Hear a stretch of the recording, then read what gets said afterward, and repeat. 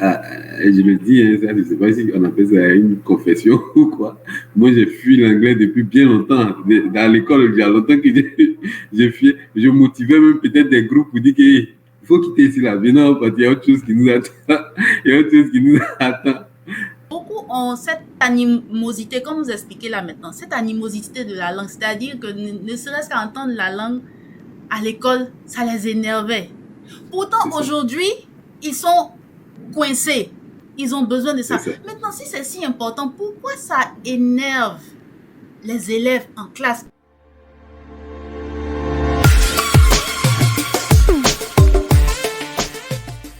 Bienvenue à CAV English Show, votre magazine audio qui vous montre comment surmonter les 3 obstacles majeurs qui vous empêchent de parler l'anglais aisément.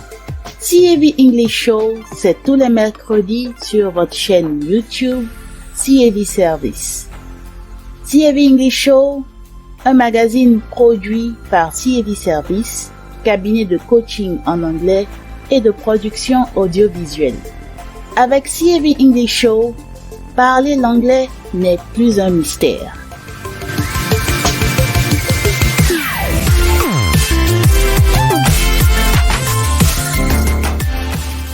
Présentation: Eliane Dakogan, coach d'anglais et productrice audiovisuelle à CAV Service.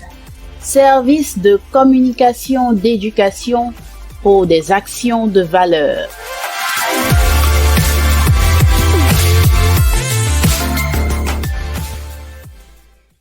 Je suis Monsieur Ebra Magla. Je suis informaticien. Je suis ingénieur informaticien. Mon travail consiste à développer des applications web, des sites web. Je fais aussi un peu de la maintenance, comme vous le savez. Ok. Ensuite, je continue de donner des cours dans les grandes écoles. Voilà. En tant qu'informaticien, qu'est-ce que l'anglais représente dans votre corps de métier?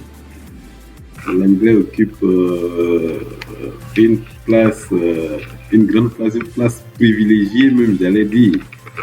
Parce que déjà, en tant que développeur d'applications, je ne vais pas dire 90%, on dira même peut-être 99%.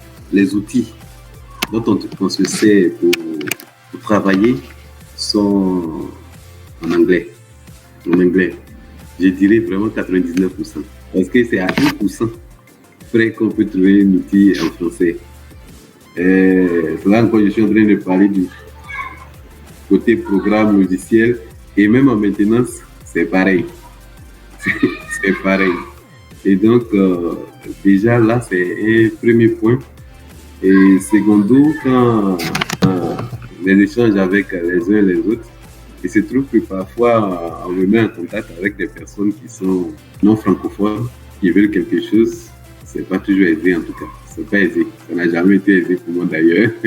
Donc, je veux véritablement élargir mon champ d'action. Qu'est-ce qui a fait que votre bagage en anglais n'est pas au niveau où vous voulez, étant dans la vie active? Après toutes ces années passées à l'école, de la 6e à la terminale, vous, comme beaucoup de personnes, vous êtes l'illustration de ce que vivent de nombreuses personnes que je côtoie et que je coach aussi dans le CAV English Club comme vous. Pourquoi ce déphasage entre l'anglais appris à l'école et la réalité? Vraiment, l'anglais appris à l'école, comme je l'ai dit là, c'est pas ça. Vraiment, ça ne nous permet pas de le pratiquer. Moi, je me dis que j'appelle ça l'anglais dans les livres. On est dans les formules grammaticales. J'en parle souvent, c'est même un souci. Quand tu veux t'exprimer devant quelqu'un, tu penses à ça. Est-ce que je suis dans le bon temps? Est-ce que je suis... Les règles sont... Tu peux même pas. Et ça, c'est quand tu as bossé par cœur. Et maintenant, pour parler, pour ouvrir la bouche même pour le dire, c'est compliqué. Et je pense que l'anglais qu'on nous apprend ne nous facilite pas la tâche dans la vie pratique. Ça fait que, je le dis, hein, je ne sais pas si on appelle ça une confession ou quoi, Moi, j'ai fui l'anglais depuis bien longtemps. Dans l'école, il y a longtemps que j'ai fui. Je motivais même peut-être des groupes pour dire qu'il faut quitter ici là. Venons, parce qu'il y a autre chose qui nous attend. Il y a autre chose qui nous attend. Je me rappelle quelque part un de nos professeurs qui nous disait pardonnez, prenez l'anglais au sérieux, pardonnez. La vie active m'a rattrapé sur ce plan-là. Et ce qui fait que je suis là. Sinon... Mais pourquoi vous ne preniez pas l'anglais au sérieux? C'était dû à quoi? Si c'est vraiment si important, pourquoi vous ne prenez pas ça au sérieux? Je ne prenais pas ça au sérieux à l'école. Oui, à l'école, je veux dire oui, à l'école à l'époque. À l'école, je ne voyais pas comment ça pourrait agir, peut-être dans mon quotidien aujourd'hui. Mais à côté de ça, peut-être mes premiers pas à l'école n'ont pas été aisés dans l'apprentissage de l'anglais. Le fait de déjà être confronté à des difficultés dès le début, dans l'oral, dans le parler, parce que tu te retrouves en classe et puis bon, le professeur il parle. Quand il rentre en classe là, il a commencé en anglais, il termine en anglais. Et là, tu es arrêté, là, tu es pendant plus de 2 heures à regarder ton professeur sans rien comprendre. Donc, vraiment, ça devient difficile. Si j'insiste sur la question, c'est parce que beaucoup ont je vais dire même cette animosité, comme vous expliquez là maintenant, cette animosité de la langue, c'est-à-dire que ne serait-ce qu'à entendre la langue à l'école, ça les énervait. Pourtant, aujourd'hui, ils sont coincés. Ils ont besoin de ça. Maintenant, si c'est si important, pourquoi ça énerve les élèves en classe alors que c'est si important? Même ceux qui sont scientifiques, dans les matières scientifiques, aujourd'hui, ils se rendent compte qu'ils ont tous besoin de l'anglais. Comme vous en informatique, d'autres, je ne sais pas, dans d'autres matières, chimie et autres. L'anglais, c'est important. Mais ça énervait en classe. Ça énervait à l'école. Il y avait cette appréhension de la langue. À quoi est-ce que cela est dû, en fait? Puisqu'apparemment, c'est là que le bas blesse, c'est là la racine du problème. Ce désamour de la langue dès le bas âge. Je pense que c'est de la façon de transmettre la langue aux non-natifs, en tout cas que nous sommes. Et c'est là que ça vient. Un professeur va prendre l'exemple d'un élève qui aime la chose, qui se donne à la chose. Il va dire, voilà, lui, vous voyez, il est bien, il s'en sort. Mais vous, qu'est-ce que vous attendez? Vous négligez? Demain, vous allez voir. Faites comme lui. Le professeur a toujours quelqu'un sur qui il va prendre exemple, qui va lui servir de modèle. Donc, du coup, les autres sont à blâmer. Mais pourquoi les autres ont ce désamour de la langue? C'est ça qu'on veut comprendre. Oui, bon, je pense qu'à l'école, on commence dans l'apprentissage de la langue déjà à nous mettre devant des règles de grammaire, de conjugaison. Déjà, quelque chose que tu ne connais pas, tu n'as jamais appris avant. Tu ne sais même pas, comme on dit bonjour, bonsoir. Après, on commence à t'apprendre ça, quand on commence à te dire voici les règles, il faut appliquer. Donc, je pense qu'on se penche beaucoup plus sur ça que de chercher à apprendre à parler la langue. C'est-à-dire que comment je vais faire peut-être pour avoir 10 aujourd'hui, puis pour avoir la moyenne aujourd'hui, c'est ça qui me préoccupe. Quand tu es dans une salle de classe, le fait de savoir parler, c'est pas ça qui est important. Même celui peut-être qui arrive à échanger avec le professeur, si ce dernier-là, on fait des compositions que toi tu as des notes plus que lui, mais tu trouves que lui-même là, il fout rien. Il fout rien. Parce que vous, l'essentiel pour vous à l'école, c'est les points, les notes, les moyennes. C'est sur ça que vous vous penchez le plus. Moi, je me rends compte que c'est vrai, nous sommes nombreux à rentrer en classe de 6e, mais dans une promotion comme ça, quand on sort, ceux parmi nous qui arrivent à s'exprimer en anglais, vraiment, une promotion, si tu as trouvé 2-3 dedans, ça c'est votre chanson. C'est pas facile. C'est pas facile. Donc la question qu'on se pose, cette grande majorité, est-ce qu'on va dire quoi? C'est parce qu'ils sont nuls ou bien c'est cette minorité qui est surdouée? Ah, c'est cette minorité qui a eu qui a su peut-être comment apprendre l'anglais. Parce que je sais pas. Cette minorité, ils ont eu des éléments nouveaux qui n'ont peut-être rien à voir avec ce qu'ils recevaient en classe. C'est ça. Ils ont dû bénéficier d'un plus et d'un apport quelque part d'autre qui leur a permis de faire véritablement une bonne route. Bon. Vu tout ça, vu la nécessité, vu tout ce que vous avez traversé jusqu'ici, vous avez découvert les solutions CAV English, notamment le CAV English Club. Avec le CAV English Club, au bout de 2 mois, pour cette session d'août à novembre 2022, à laquelle vous participez, au bout de 2 mois déjà, quelle est la transformation qui s'est produite à votre niveau? Ce que vous n'étiez pas capable de faire et ce que vous êtes parvenu déjà à faire au bout de 2 mois. D'abord, votre méthode, votre approche est différente de ce que j'avais l'habitude d'entendre. J'ai même quelqu'un avec qui je suis qui a fait le Ghana à plusieurs reprises. Mais lui aussi, c'est pareil, il est dans les livres. Voilà, avec vous, je viens lui dire que voici un exercice qu'on m'a donné. Vraiment, il faut m'aider à faire. On écoute la vidéo ensemble. Mais je vois que lui-même, il se cherche aussi, comme moi ici. Et lui fait comprendre que, ici, là, on me dit de laisser faire des papiers. Il faut laisser ça. C'est oral là, ça. On laisse papier même. On va écrire. Et nous, on veut écrire, elle nous dit de ne pas écrire. Non, ici, on n'écrit pas. Et c'est comme ça, on fait. Donc, pour dire que vous avez carrément changé un peu la manière de faire, qui est intéressante parce que là, nous sommes devant les faits. On écoute, on répète. En écoutant, on va tenter de faire les deux. Une conversation, c'est quoi? Tu écoutes, tu parles, tu sors ce que tu as dans la tête. Et avec l'expérience qu'on a eu à faire avec vous ces derniers mois-là, vraiment, ça m'a beaucoup plu parce que déjà, même ne serait-ce que la répétition, le fait de répéter de façon aisée à un moment donné, j'ai dit, mais c'est bien intéressant. Je me rends compte que là, avec vous, là, je commence à prendre plaisir. Voilà, c'est surtout ça. À prendre plaisir à sortir la voix, à me projeter, à me lancer, à parler, à donner. De toute façon, tous vos exercices là, c'est pas oral. Hein. Tous vos exercices là, c'est l'oral. Hein. On n'écrit pas dedans. Donc, du coup, tu commences à habituer ta langue à sortir. Et avec l'expérience du Stade du Tigre, déjà, j'étais bien content de savoir que l'histoire passe. Et c'est assis là, et je comprends avec les mots qui rentrent. Les mots là rentrent pas. Les mots qu'il utilise, je comprends. Et je sais que c'est tel mot il est en train de dire, d'utiliser, je sais que c'est tel mot. Maintenant, la compréhension, vraiment, vous avez agi. Hop, les mots, ça va. Maintenant, la compréhension, vous êtes intervenu dedans pour que ces mots-là aient un sens maintenant. Et quand je mets tout ça ensemble, je suis à l'aise. Même si c'est une récitation que je suis en train de faire, mais je sais ce que je récite.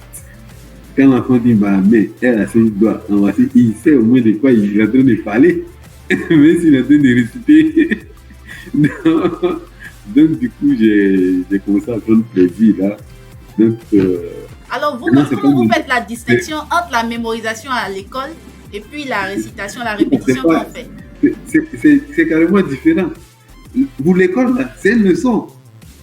Tu bosses et tu dois aller vomir sur ta feuille là-bas rapidement. Mais quand tu vois que tu as fini là, tu le perds. Alors que tel que on le fait à force de répétition, ces mots-là restent en tête. Ces mots-là me restent en tête. Ce que vous êtes en train de nous amener à nous exprimer, même si on ne connaît pas les règles grammaticales qu'on utilise derrière, ça, c'est pas ça le problème. Mais l'essentiel pour nous, c'est de pouvoir nous exprimer en utilisant les mots qu'on a déjà comme bagage. Mais c'est ça. Moi, ça me fait plaisir. Ça me fait énormément du bien, quoi. Et ce que ça m'a donné actuellement, c'est que ça m'a apporté. Ça m'a permis de me détendre. Donc, si on récapitule un peu, c'est comme vous avez senti qu'en 2 mois, il y a beaucoup de pesanteurs qui ont été supprimés, contrairement à toutes ces années. Est-ce que vous pouvez nous faire un peu la liste de ces pesanteurs qui, pour vous, étaient jusque-là, vous pensez que c'est ça qui constituait un frein qui vous empêchait de parler? Le premier, c'est le poids de la prononciation. Vous n'insistez pas dessus. Hein. Là où vous insistez pour que nous on comprenne. Mais puisque vous nous demandez d'écouter et de répéter, et que nous on cherche à bien écouter pour répéter, donc la prononciation même là, on se rend compte que nous sommes en train de bien prononcer. Donc vraiment déjà, je sens qu'au moins le parler, c'est-à-dire que l'anglais que je sors est déjà bon. Même si moi-même je ne suis pas encore parfait dedans, mais l'anglais que j'écoute et que je sors là, c'est déjà bon. Et puis, ce qui est intéressant, c'est que je comprends ce que je sors. Ce qui est intéressant, c'est que je comprends ce que je sors. Au début, comme tu vous l'avez dit, l'exercice, c'était faut écouter, puis il faut sortir ça. Tu comprends pas, il faut sortir. Mais avec l'expérience de ces mois-là, maintenant on comprend. Ouais, c'était ça qui était notre vrai palabre même. Maintenant, secondo, il y a le fait que le premier point nous donne un peu plus d'arguments maintenant pour nous lancer. Je sais que il va arriver un moment où tout va commencer à rentrer dans. Je sens comme ça, hein, ça c'est ce que je ressens, que tout va commencer à rentrer dans l'autre. Quand je vais commencer à m'exprimer comme ce que j'entends et que je ressors là, c'est fini là. Oui, c'est fini.